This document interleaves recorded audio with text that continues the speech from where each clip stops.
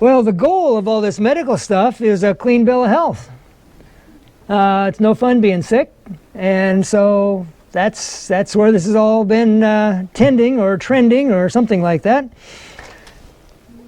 And so we want negative test results, at least for all the bad things. I mean, if they're testing for red blood cells, we want positive test results. But, you know, for testing for cancer or whatever else, we want negative test results.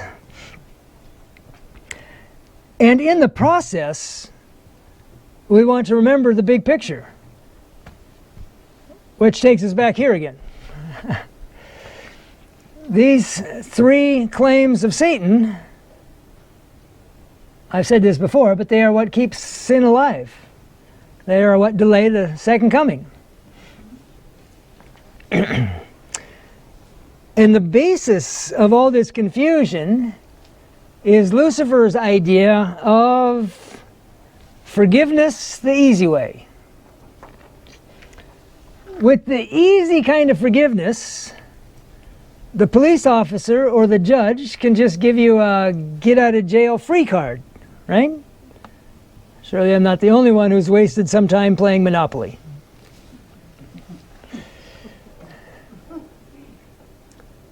Lucifer thinks that's a great idea. He wants us to think it's a possibility. That kind of forgiveness is how Barabbas got out of jail. And as Ellen White points out in Desire of Ages, there was no justice in that whatsoever, and there's no justice in anything of the nature that happened since that time. In order to understand God's method of refuting Lucifer's claims, these claims of arbitrary or impossible to forgive, right? We have to understand a little bit about Lucifer's claims. So here is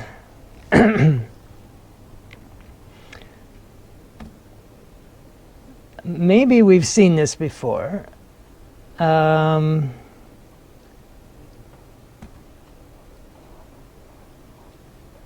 think we did see this. I may have doubled up some stuff in my two different presentations here. Wasn't quite the same? Okay.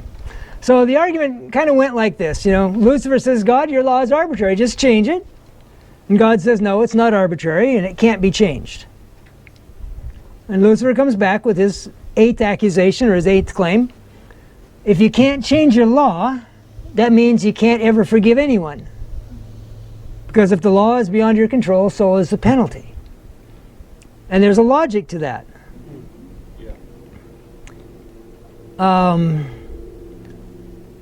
And we can see that with you know, the illustration of the right angle corner. You can't change that law. You can't change the outcome. You can't mess with the penalty.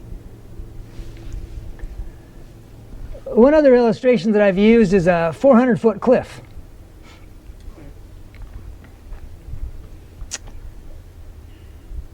So, well, let me just make another contrast between arbitrary and non-arbitrary law. So let's just pretend that I am a proud advocate of my Second Amendment rights. And let's just say I have a .357 Magnum that I carelessly leave lying around on the end table in the living room one day. And it lies there all day long, or lays there all day long. And then in the early evening, my 2-year-old daughter gets to playing with it.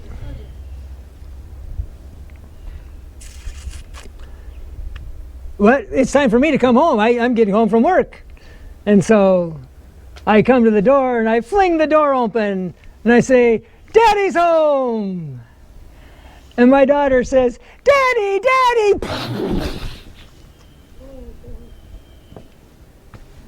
and drills me right between the eyes. Okay. Manslaughter at least. Hard to prove premeditation. How much jail time is she going to do? None. Why not?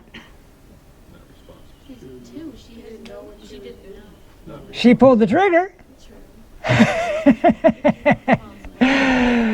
She's 2 years old. No, she's 2. She has no conceived idea. How would that story be covered in the press? Tragedy. The father was irresponsible and left his... The father deserved it. If he was still alive, he should be shot again. We're just lucky the kid didn't get shot. Now, she should have got a pretty serious recoil in the face probably, but arbitrary laws are really easy to forgive on the basis of a lack of understanding. And it's funny, but we talk about that all the time. People are judged by the light they have.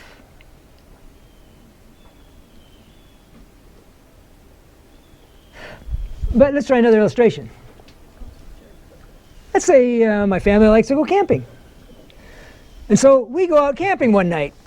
And we go to this nice remote forest wilderness area and set up our tent in a nice little meadow area nearby to a 400-foot cliff.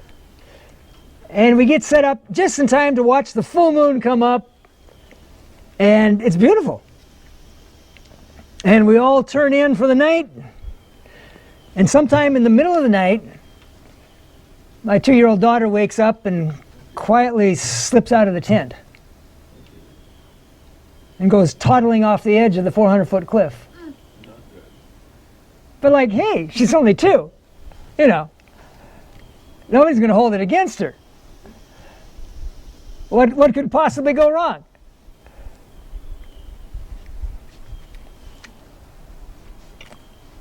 You know, it's harder to forgive that one, you know?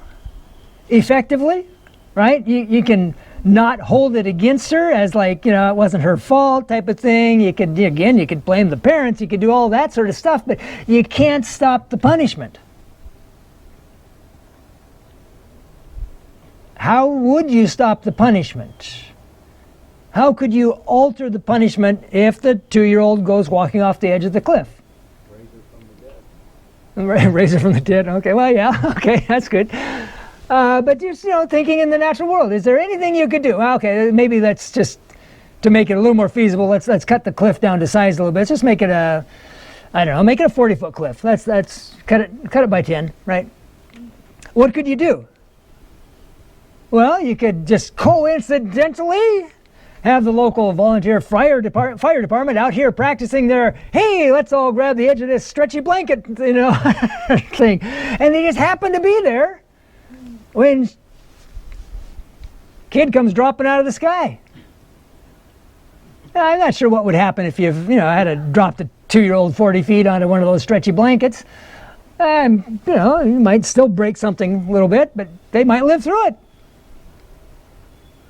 And my point is that if you're going to actually interfere with the impending judgment of the violation of a non-arbitrary law, there are 2 things you got to consider.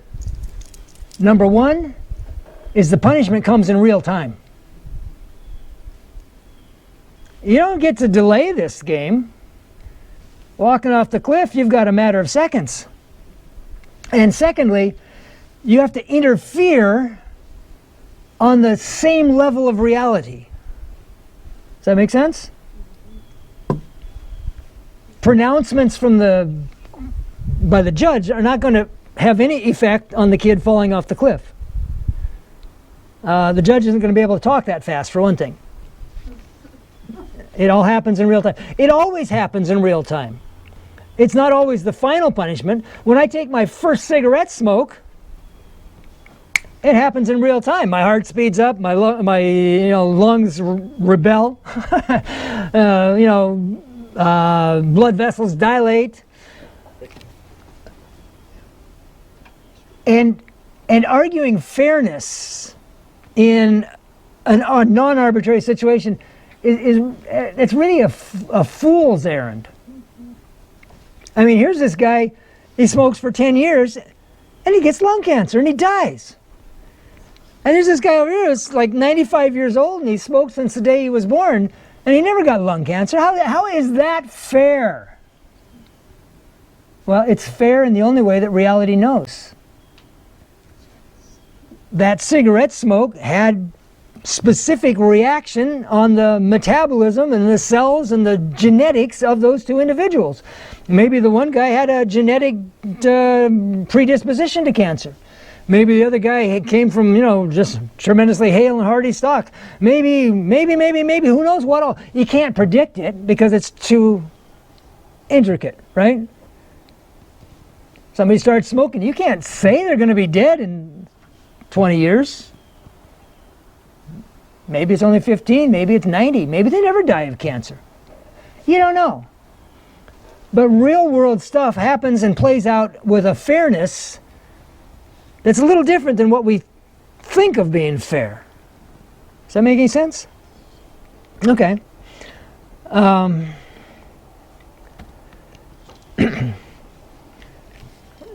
Right and wrong are not based upon God's moral government.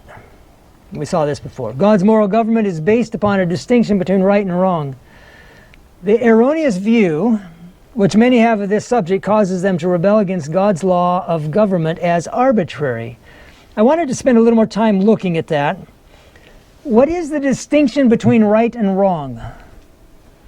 And I'll offer a suggestion. I don't have this from an absolutely, inspired source, but this is just my observation of the way it's treated. Right preserves the life that God has given. Wrong inevitably ends up in death. That's a pretty, you can spot the difference after a while. One guy's dead, one guy's alive, okay? Right preserves, doesn't generate, that comes from God, but it preserves what God has given. Wrong will destroy it, one way or another, through self-destruction, through making somebody else mad so that they kill you, whatever it is, it ends in destruction. Lucifer denied that. He says it doesn't naturally end that way. It's God inflicting his vengeance upon somebody who didn't measure up to his arbitrarily defined standard of perfection. And that's a pretty common view within the Christian world.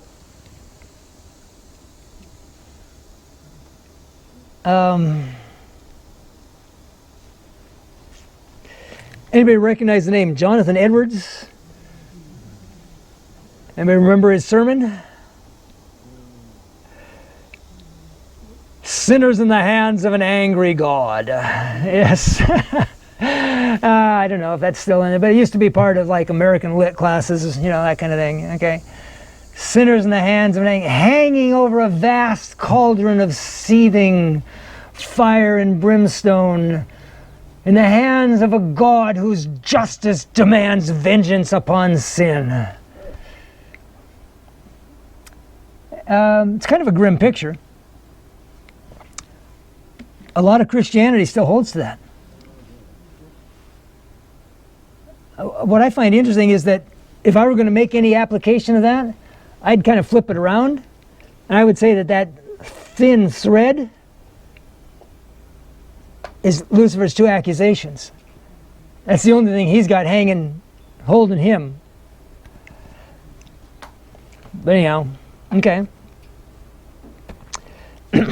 Because of this forgiveness the easy way thought, we saw this before, Lucifer thought that if he could in any way beguile Adam and Eve to disobedience, God would make some provision whereby they might be pardoned, and then himself and all the fallen angels would be in a fair way to share with them of God's mercy.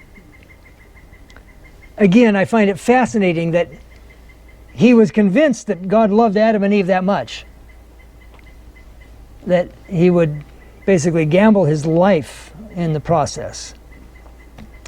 Lucifer couldn't imagine any way to forgive without changing the law. He thought he had God in a box. Those humans, you thought it was such a good idea to create. Well, they sinned. And you can't forgive them. Unless, of course, you decide to be reasonable and change your law. But either way, you lied and I win. Do you see this? This is a major mental shift to understand the law as a non-arbitrary thing. Because so much of what we commonly, the phrasing of our own ideas about salvation, we often use terminology that is more illustrative of an arbitrary law than of a non-arbitrary law. And that's not all bad. Because a lot of that phrasing comes from inspired sources. So I'm suggesting something here that's fairly radical. And I don't want to try and slip it past you.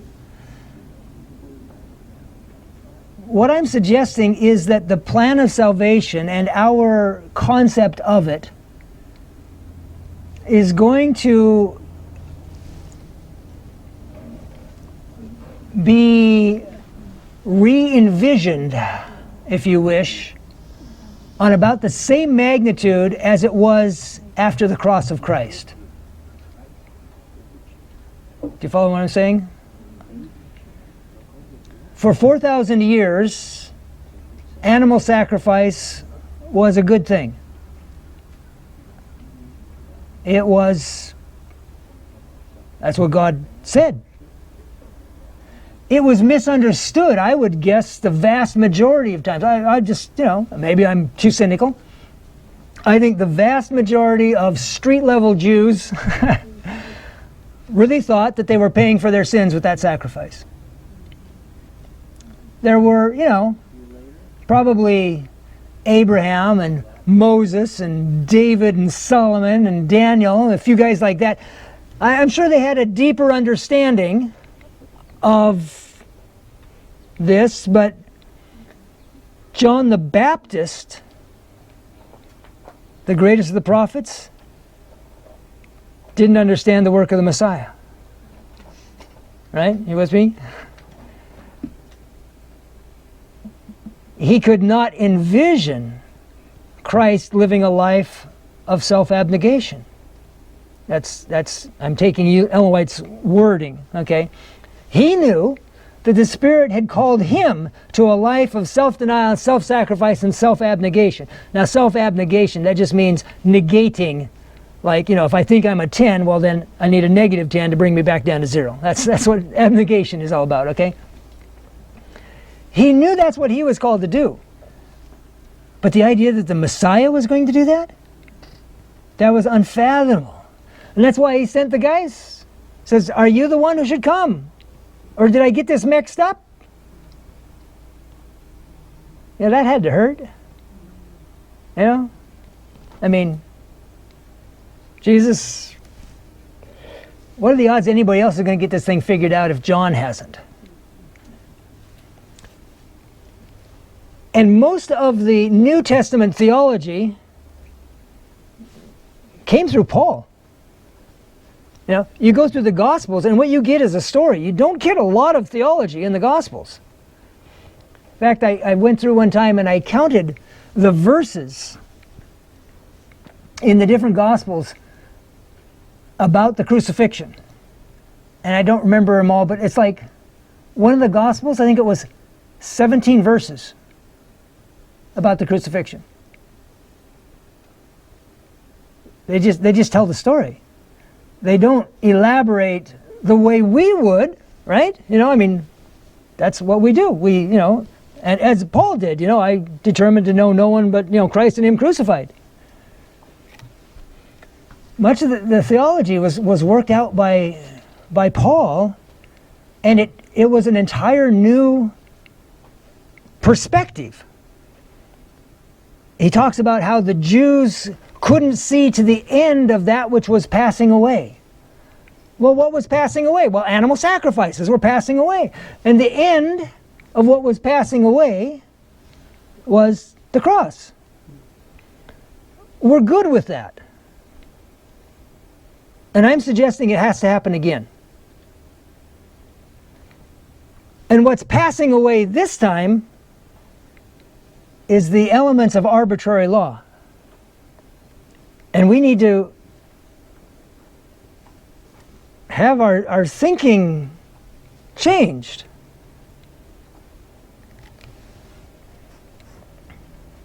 We'll see why. So Lucifer is gambling on this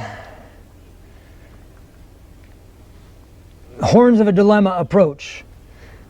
Either it's arbitrary or you can't forgive, and you've said, you've said whatever you had to say on both of them, so you're going to be wrong on one or the other. And if you're wrong, I win. Okay. Satan declares, "Will God banish me and my angels from his presence, and yet reward those who have been guilty of the same sins? Thou canst not do this, O Lord, in justice. Thy throne will not stand in righteousness and judgment. Justice demands that sentence be pronounced against them." You can't forgive them, God. Do you know when this argument is given? What stage in the chronology of things? Just after the garden. Just after The garden? it was given at that point, but this portrayal of it is just after the close of probation. This is following that comment where Lucifer or Satan sees that the guard of angels is doubled around God's people, and he presumes that that probation is closed, but he doesn't know that their cases are decided in the court of heaven. And this is his argument. It's the only thing he's got. He's going to write it to the end. And God has to do something to prove him wrong. Now, if God's going to, at this point, just say, yeah, well, yeah, I'll just forgive them and I'll condemn you. He kind of should have done that about 6,000 years ago.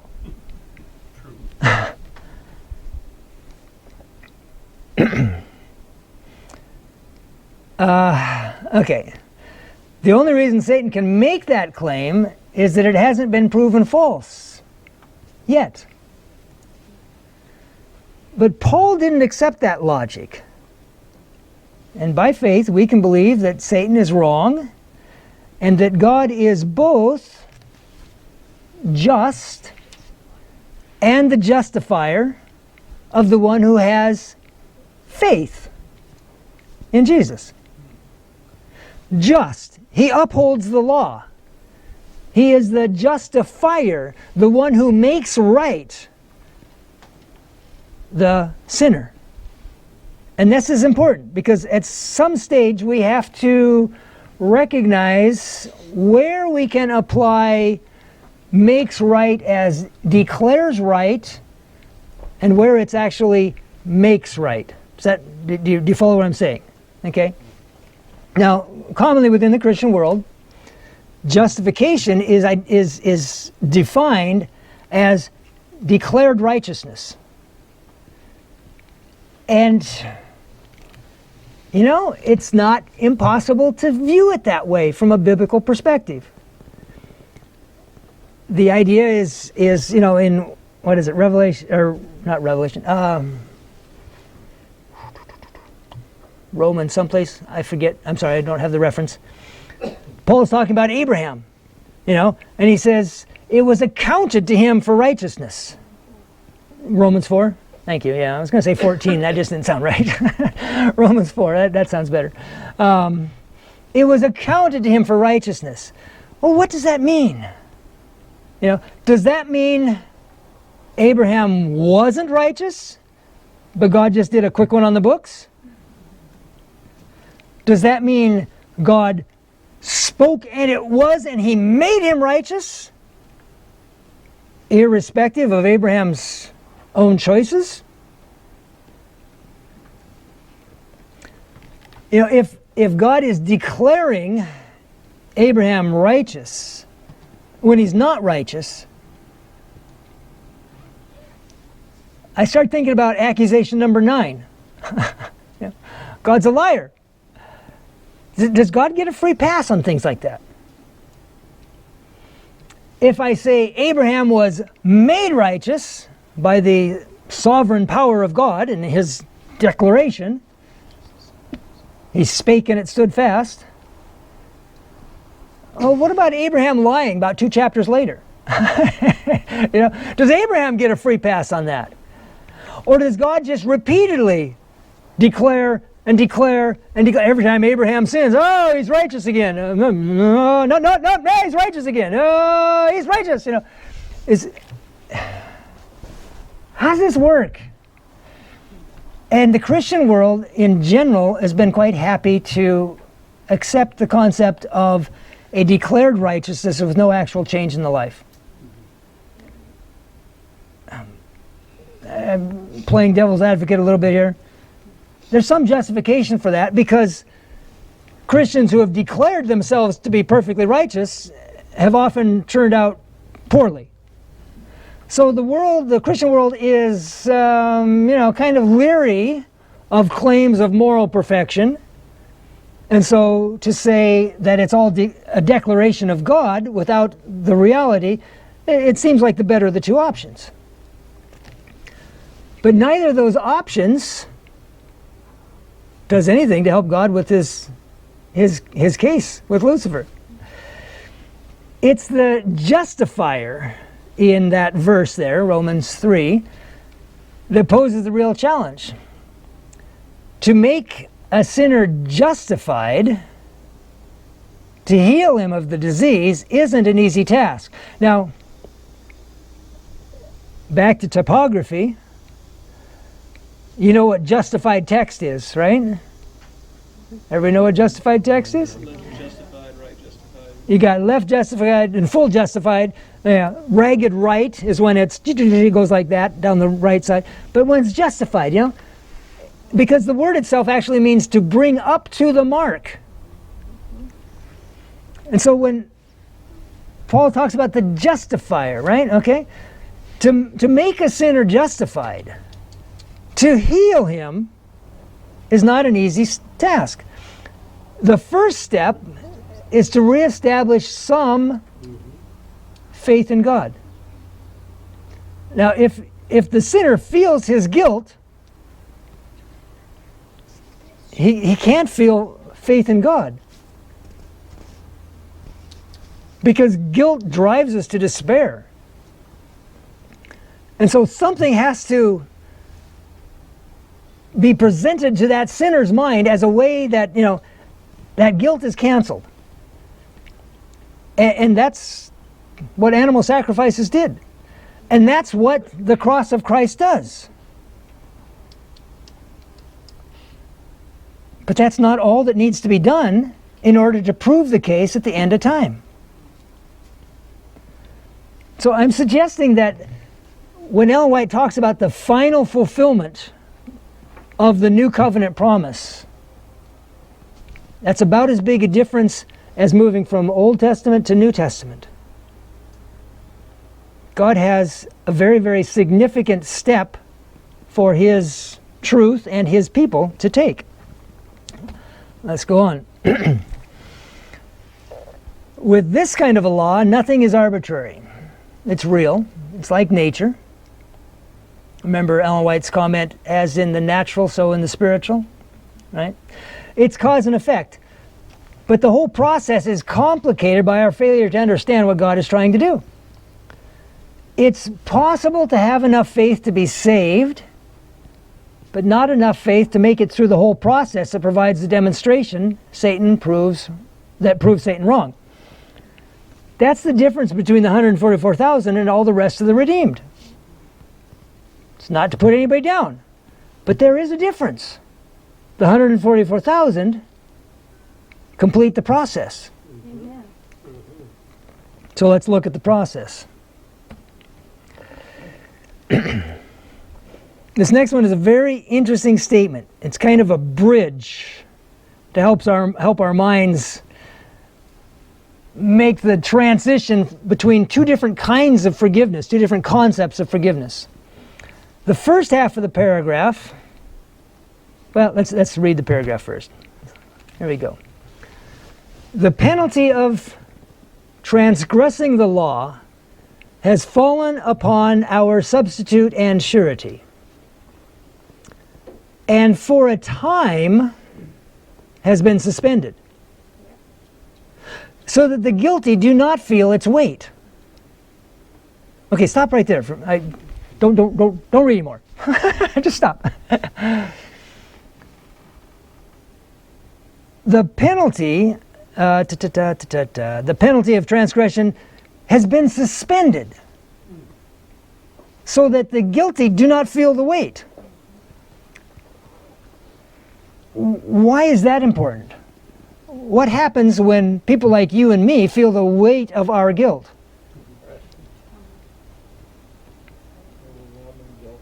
Overwhelming guilt and despair. Yeah. God has to relieve our minds of that as a functional step in moving forward. Call it psychology or whatever you want to call it. Okay. For a time, the penalty has been suspended so that the guilty do not feel its weight. But the object of this suspension is not to teach us that its claims are over, its exactions set aside, but to attract us to holiness, to obedience. Nothing has changed, except the manner of bringing men to obey the law. Obey its claims we must.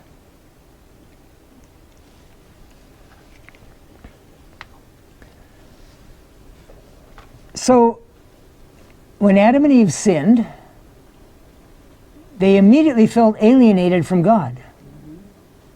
They felt that God would be mad at them. They'd done what they were told not to do.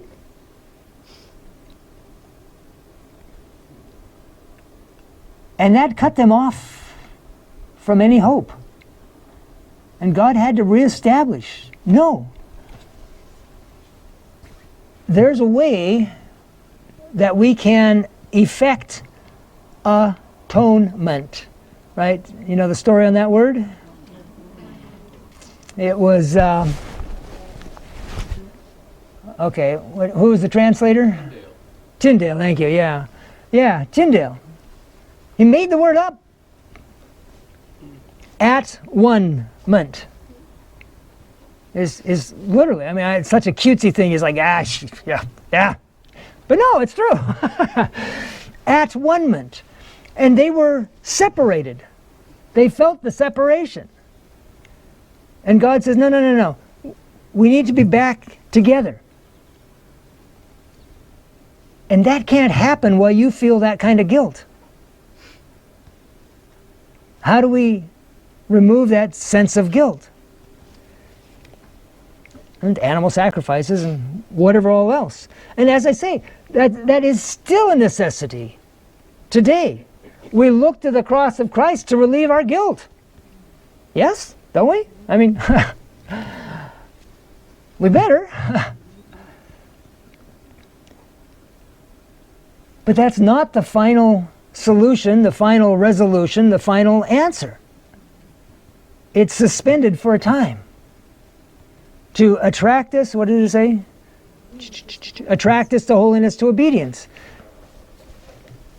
If we believe that God still loves us, despite having sinned, we can begin to now have faith in Him. And as we move forward, walking and experiencing His love and His goodness, that faith will grow. And the point is to grow faith to the ultimate end of its necessity. Let's put it that way. Okay? We'll get to that. Let's go on.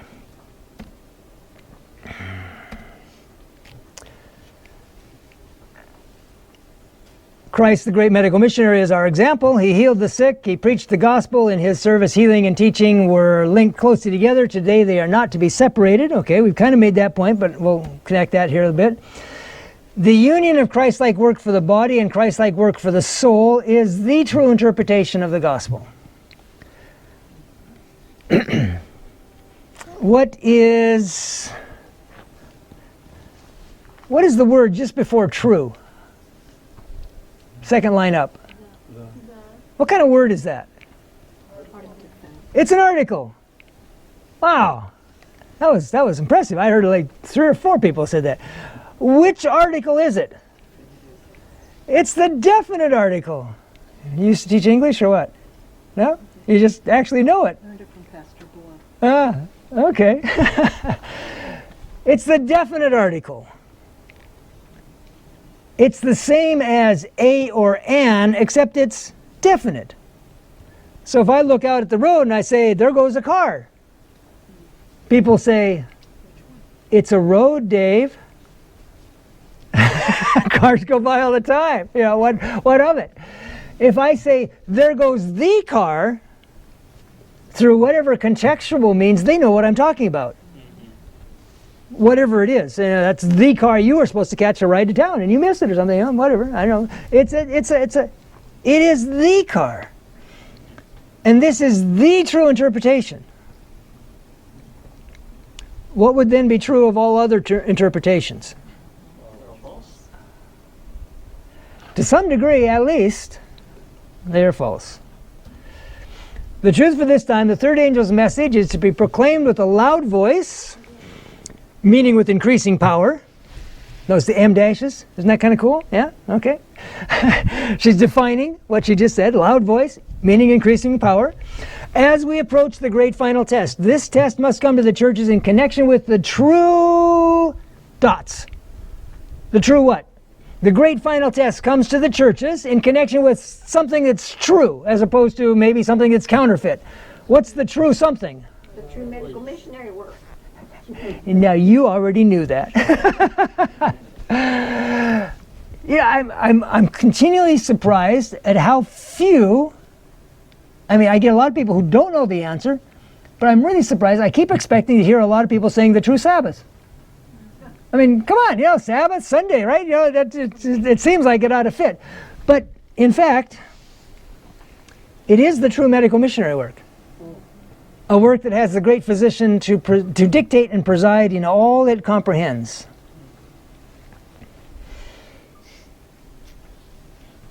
Why is medical missionary work integral to the great final test?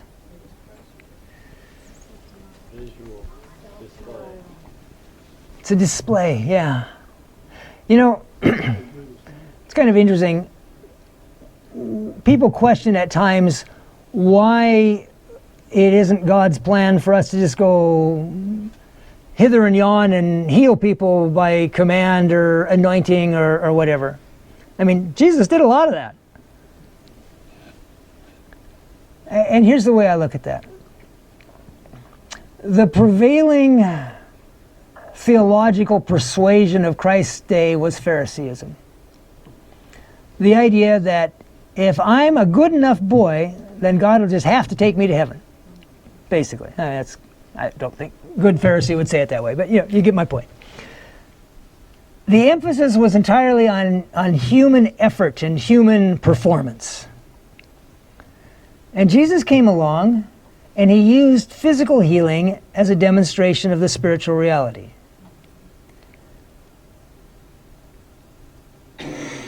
There were numerous individuals who he healed who had gone to the priests and the physicians, and they'd been pronounced incurable. And Jesus healed them.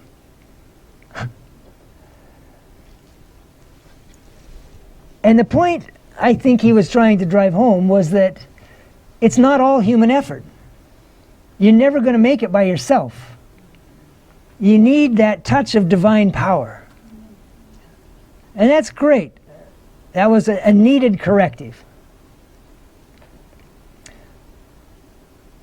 Despite sermons trying to credit Phariseeism with various and sundry, I don't think I've really seen a whole lot of true full-blown Phariseeism running loose in the wild these days. There aren't just that many people who are bound and determined that they're going to obey on everything down to straining out the gnats from the water and, whatever else. There might be, that's fine, but I don't see a lot of them. I do see a lot of what we sometimes refer to as cheap grace. And for one of the reasons that medical missionary work is needed at this time is to provide an illustration that it's not all God's miracle. It also hinges on human obedience. And just as obedience to natural law produces health, obedience to spiritual law produces spiritual health. The illustration maybe flipped into a reverse negative image or something like that, because Phariseeism and cheap grace are kind of opposite, but the tool is still the same. Medical missionary work is in all this. Okay, I know this is, I'm going to skip over that. We already discussed that. Oh, well, okay, I have to back up.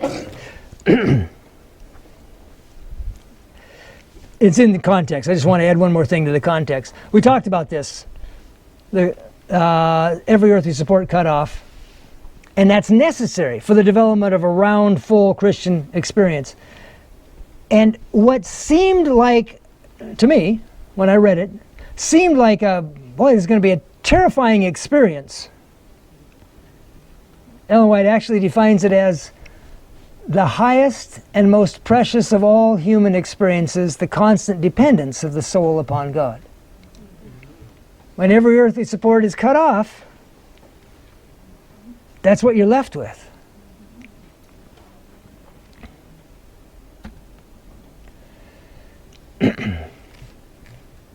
Okay, we've seen that before.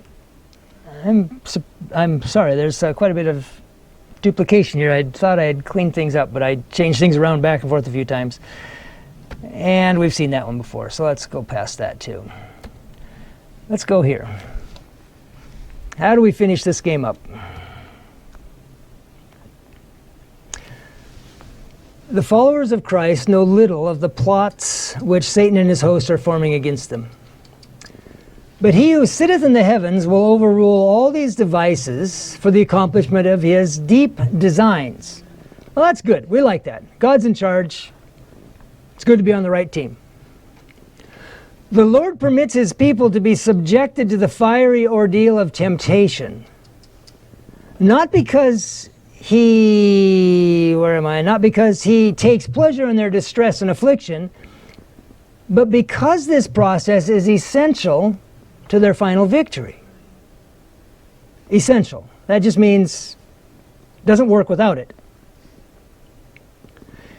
He could not, consistently with his own glory, shield them from temptation. Hold it. Cut. That can't be. We've got a Bible promise for that. Don't we?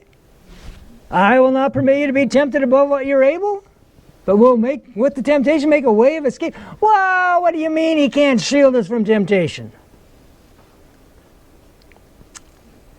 Semicolon. For the very object of the trial is to prepare them to resist all the allurements of evil. Yeah, but he's still got to shield us from temptation. He can't just cut us off like that. That's just wrong.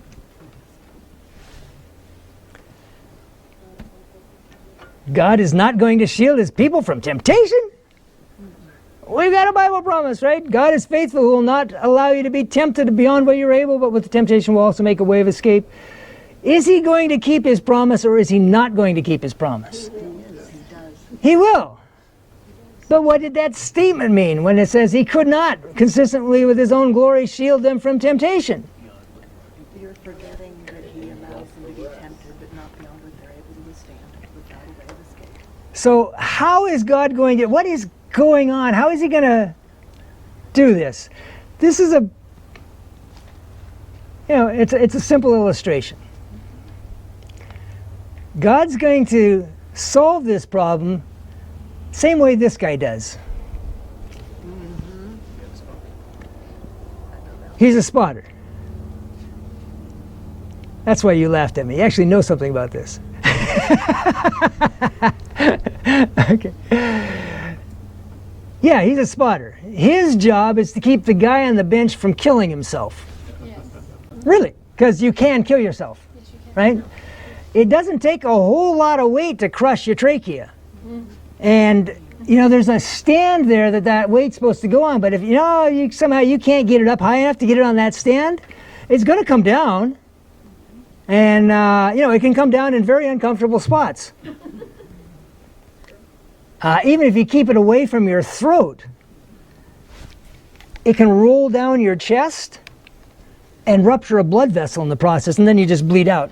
You have a little longer time. If you crush the trachea, it's a pretty short window of opportunity right then.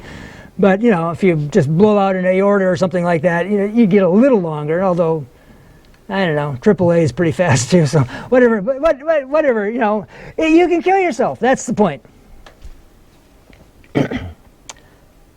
So Satan decides to load 100 kilos of temptation onto you, and Jesus says, no more than 80 right now. And Satan is screaming mad. It's not fair.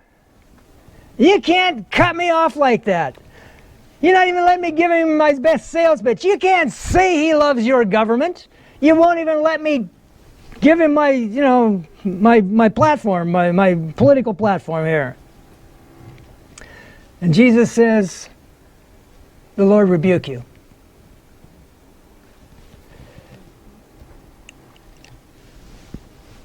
And if you fail to lift the 80 kilos, because you don't push as hard as Jesus knows you can, he still catches the bar so it doesn't kill you. It's called mercy.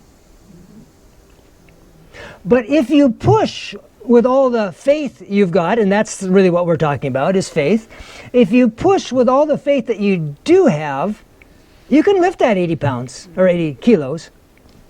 He knows that, because he's got a good eye. He figures these things out. And when you do that, you get a little bit stronger. And the next time, Jesus lets Satan put 85 kilos on the bar. And the process continues, strengthening your faith every time until Satan runs out of weights.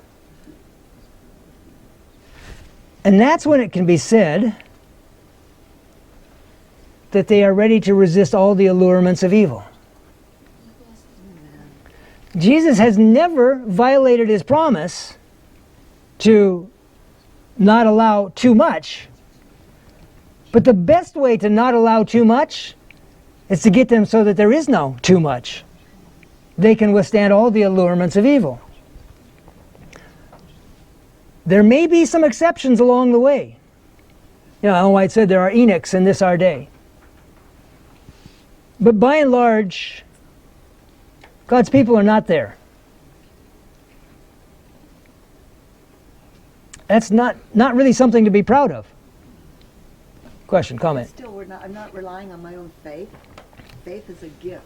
Yes. If I'm reading his word and I believe his word, it's his faith in me that is giving me what I need to withstand. Right. And sometimes that withstanding can go on for quite a while. Yeah. You get stronger just believing and trusting in God. Mm-hmm. He is with you and he's doing it. I can't do it, but he can. Okay. Mm-hmm. That's what's trust and belief. Yeah. And kind of the great thing about it is that Satan's the one who provides all the equipment, and God just oversees the exercise process to help you build muscles. He's got to be a little frustrated about that, you know.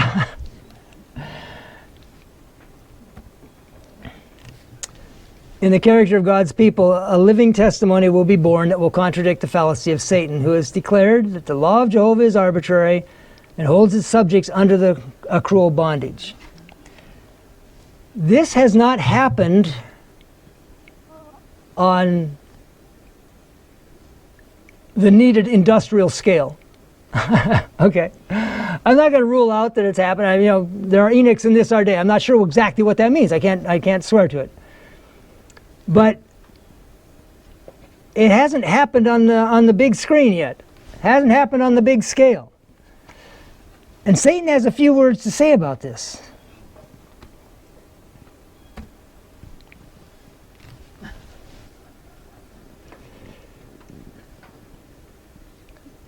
God sees it differently. God knows that the law of heaven is every bit as real as the laws of physics. His law describes the difference between right and wrong. Laws like that don't depend on the king or parliament or Congress or city hall. They come from a more basic reality than any of those things. Same with the law of sin and death. That's a reality-based law. Satan can see no way for God to save a sinner but to change the law. He looks at God like King Darius, stuck with a law he can't change, even though it will cost the life of his friend Daniel. You ever notice that? Darius gets stuck with a law that he can't change. The law of the Medes and Persians. Can't change it. He tried to the going down of the sun. Couldn't change it. And so God had to step in. And he sent an angel, or more than one angel, I don't know how many angels, but he sent angels to keep the lions, you know, in the far corner or whatever, however that worked. And Satan was screaming bloody murder again. You can't interfere with the experiment.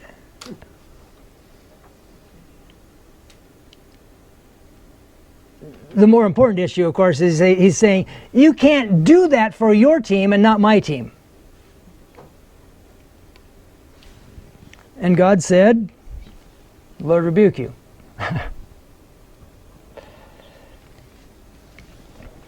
God is not like Darius. He's like Ahasuerus. Do you ever notice two kings end up with the same problem? Yeah. Now, Ahasuerus is like 70-some years after Daniel. Shows up before in the Bible, right? The story of Ruth. Esther. Yeah, you're right. Thank you. Esther. Stuck with a law he can't change. He's going to lose someone he loves, and all the Jews. But Ahasuerus was maybe a sharper lawyer than Darius. Or maybe he was more desperate. I'm not sure. He handed off the royal ring to Mordecai. And he said, you take care of this. Mordecai did not cancel the law. He wrote a second one. That's worth noting. The law stood. Anybody who wanted to could kill Jews on such and such a date. If they got past all the guys who were ready to kill them. So God has a few words about this too.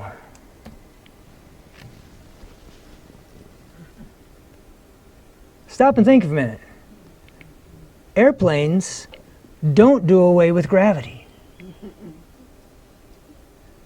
They just use the law of aerodynamics. God doesn't do away with the law of sin and death. It's eternal. How can he? It's unchangeable. He just uses the law of faith and the spirit of life, which is also eternal and unchangeable and largely unrecognized within human experience. But it's been there all along. How long did we go without learning how to fly an airplane?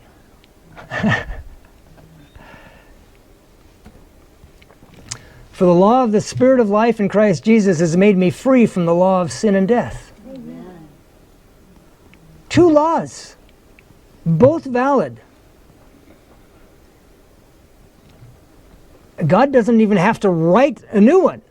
Mordecai had to write one. God doesn't. It's been there all along. He just needs to get us to recognize it and view the law in that altogether different manner that those statements said in the last meeting, right? In the end, it all comes right back down to where Lucifer fell.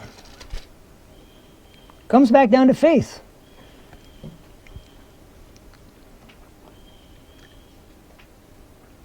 You brought up Comment. Romans 8:2. Can I read Romans 8:1? Sure. I love it. Okay. There is therefore now no condemnation to them which are in Christ Jesus, who walk not after the flesh, but after the Spirit. And then we have this. Yes. Yes. Thank you. That first step, no condemnation, that's the removal of the sense of guilt. That has to precede growth in faith. So it's very logical that one comes before two. In a political context, having two laws that contradict each other it looks kind of tacky. Let's put it that way. You know, it makes it look like you didn't really know what you were doing the first time around. But in the world of reality, multiple laws that's all the time. It's always in play that way. And we need to recognize that. And here's a summation statement that maybe covers the grounds. We already read this once before. The atonement of Christ is not a mere skillful way to have our sins pardoned. It's not some cheap Chicago lawyer trick. It is a divine remedy for the cure of transgression and the restoration of spiritual health. It is the heaven-ordained means by which the righteousness of Christ may be not only upon us, declared righteousness, I guess, pretty much, but in our hearts and characters. And my basic thought out of all this is that there's a lot to understand yet. Remember those statements that, you know, you'll see the law in a totally different manner. You'll describe it to people in a totally different manner. The atonement is a different thing than you've seen in the past. You'll find great light to come from the law of the law and the gospel of righteousness. There's a lot to be understood here. Pretty sure I don't understand it all. Just guessing. But I think it's the next big thing that God's waiting on. I don't know of anything else that will answer Satan's accusations. So, you know, maybe I'm totally wrong on that. Maybe none of the accusations matter, and maybe it's just God's been busy and didn't really worry about all these people dying down here. But I would have a very hard time with the character of God like that. You know, if it all ended at the cross, it should have been ended at the cross. How do you justify 2,000 years of human suffering? Sin has to play it up. Yeah.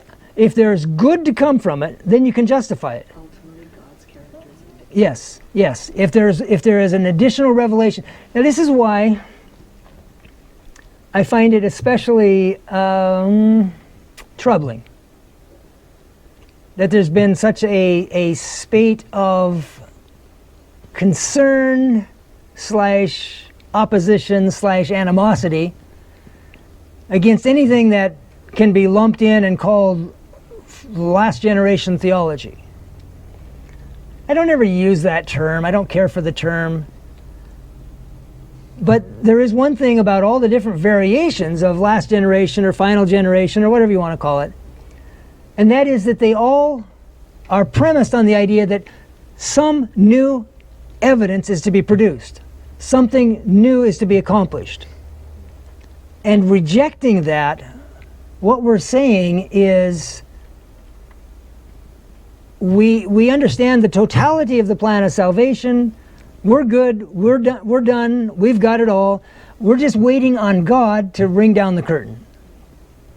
And it takes away from him the only defense he's got as to his character, that there is something that is essential for the good of the universe to be shown, to be developed, to be demonstrated. And so I'm not a big fan of anything that I've seen as last generation theology, just to be honest. But I'm even less of a fan of denying that there's something yet to be accomplished in the plan of salvation. And so I would leave you with that, suggesting that we ought to aim to accomplish something.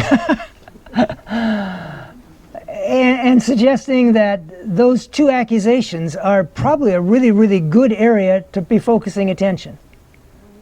I'm convinced there's more to understand. I'm convinced that somehow it's going to play out with medical missionary work, because that's as in the natural, so in the spiritual. I'm convinced it's going to play out with city evangelism. Somebody's going to do that. Maybe it'll be some derivative of Liberty and Health Alliance. Maybe.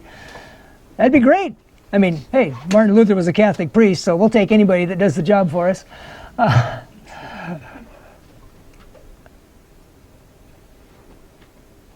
But that's what gives me something that I can look at and say that's rational to hope for. To just sit back and say, well, one of these days God's going to end the whole thing, and then the Lord will come and we'll all go home to glory, and we get to ride giraffes or possibly dolphins, whichever you prefer. That makes no sense to me, you know. And I like dolphins, actually, but I'm not denying heaven. I'm just saying that there's a rational approach to looking to completing God's work. I hope to understand it. Maybe someday I will. I hope even more to be a part of living it. Maybe someday I will. That'd be pretty cool. The blessed hope. And I'm done. Let's bow our heads for a word of prayer.